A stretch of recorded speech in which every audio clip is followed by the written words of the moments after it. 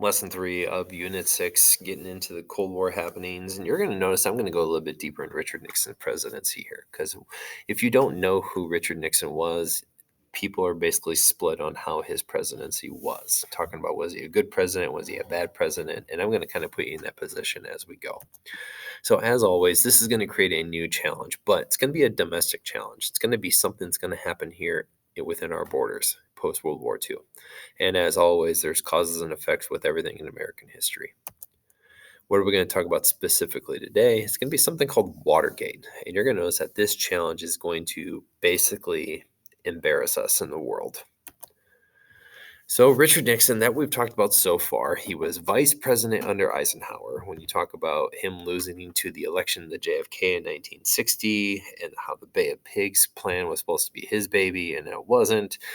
But when LBJ did not want to run for re-election in 1968, he pounced. I don't think he originally was even going to plan on running, but then he did. So when he took over for the Vietnam War, which is what we talked about. And his campaign was to have a secret plan on how to end it.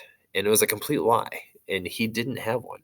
But again, kind of taking advantage of the unpopular opinion of the Democrats of the time, he basically, again, took advantage of it. And when he attacked Cambodia, it creates a whole bunch of distrust in our American government.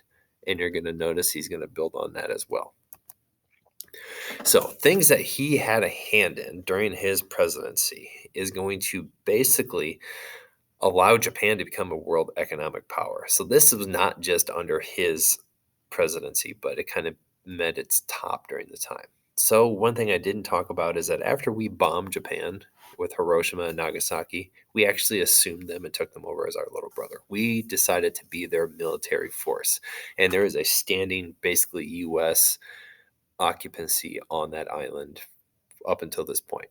So, why that's a good thing for Japan is that they didn't have to spend money on their defense. Why that's a bad thing for us is because they become a bigger economic power than us pretty much for a little bit. And at the same time, Richard Nixon is going to be part of the start of this thing called OPEC, the oil producing and exporting countries. And on this map, you can see they're in blue. Notice how they're mostly in the Middle East. Also, if you think back to current events, where have a lot of U.S. wars taken place in the recent history? In the Middle East, because we care about that oil. We like oil. We like cars. We like gas. So, where this is all going to start getting a little bit more directly involved with Richard Nixon and his own actions is that he is going to take it upon himself to travel to China. And it's going to be in 1972. And the reason why he did this is because China, communist, and the Soviet Union, communist, actually have a disagreement. Why they disagreed is not our concern. But what we care about is this opened the door for us to kind of bridge the gap to China a little bit. So if you've ever seen Forrest Gump, you know that he goes there to play ping pong. This is actually Richard Nixon's angle. He knows that China is really big in ping pong, and he calls it ping pong diplomacy. It arranges a U.S. team to travel to China, to play in China, and this is what's going to help bridge the gap. But when he's there, he messes up. He actually calls the island of Taiwan. You can see the map down here in the lower right-hand corner. He actually calls Taiwan part of China. And they weren't part of China, which is kind of a big deal. And that's actually a big discrepancy even in today's modern time. So, as you can imagine, people in the United States, we didn't like this because we're messing with people's sovereignty, freedoms. And the people in Taiwan really didn't like this. It's like, hey, president, you're supposed to be our ally, and you just totally stabbed us in the back. So, as you can imagine, this is going to be down the wrong path. So, question for you, true or false? Japan, did they become a world power during this time? True or false? Or are they a world power at this time? Also, OPEC, control the supply and price of which natural resource? So, getting back to Richard Nixon, he is going to be involved with some Cold War stuff, and you got to keep in mind of what's happening in history. The Vietnam War just got done, or it's winding down, depending on your definition of time. And he didn't really do a whole lot of negotiating with the Soviet Union. But they have a new president, or they have a new leader during this time, and his name is Leonid Brezhnev. And why this matters is because he's actually going to work with him pretty much directly to come up with this something called SALT, or the Strategic Arms Limitation Treaty. And during this time, they both said they're going to slow the production of nuclear weapons that can fly from one continent to the next. So, where this is all going to kind of get shady is that the Soviet Union is not going to slow down production. And during this time, we're fighting the Vietnam War. We were way too busy focusing on that to make sure they didn't become communists to know what was going on in the Soviet Union. So, question: in Cold War dealings, Richard Nixon negotiated a nuclear arms reduction. True or false? So, where you're going to see Richard Nixon kind of making an impact here in the United States is that he's going to start some good things. He's going to start the EPA, the Environmental Protection Agency, which basically is going to protect the natural resources here. And then he's going to start OSHA, the Occupational Safety and Health Administration, which is basically going to say if you're working on U.S. soil, you need to be in a safe environment. So clean air, clean water, those are pretty self-explanatory as well. And you're going to notice that this is going to be really kind of the highlight of what he did, along with Title IX, bringing gender equality. So he is going to say for anybody that receives government funding for anything, they must treat men and women as equals. So, Title IX is the reason why girls have high school sports or college sports. You're also going to notice because of Title IX, it's going to basically equally funded as well.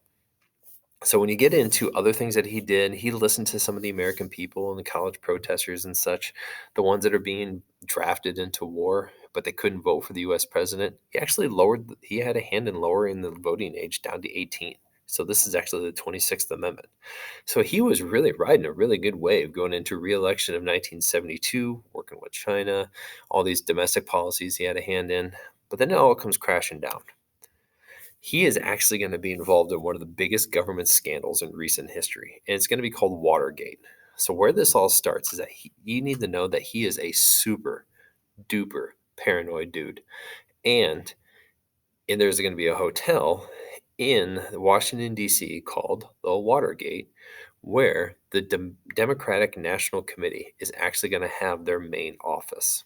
So what Richard Nixon orders is for people to go in and spy on them and look at their papers and try to figure out like what their angle was on a lot of different things. So where this comes back to bite them is that they're going to get caught. And kind of through the chain of command, you're going to notice that Richard Nixon, even though he's accused of it, he denies it. He said, nope, I didn't do it. I didn't do it. And what he forgot is that there's actually tapes running in the White House at all times that record all conversations. But more about that when we get there. So what Richard Nixon is basically going to do is that he's going to try to cover up now this lie. And knowing those tapes were going, that's what's going to lead to his tremendous downfall.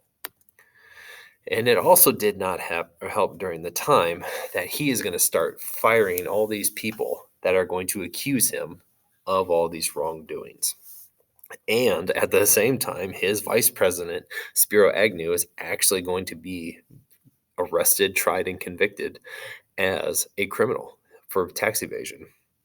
So in a pinch, he appoints this guy named Gerald Ford to be his vice president. He was actually the Speaker of the House, if I remember right. And you're going to notice that you're going to hear that name again here in a little bit.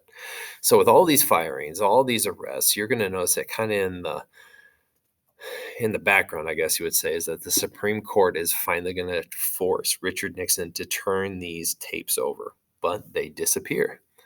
And then once they do come up, they basically seal Richard Nixon's fate.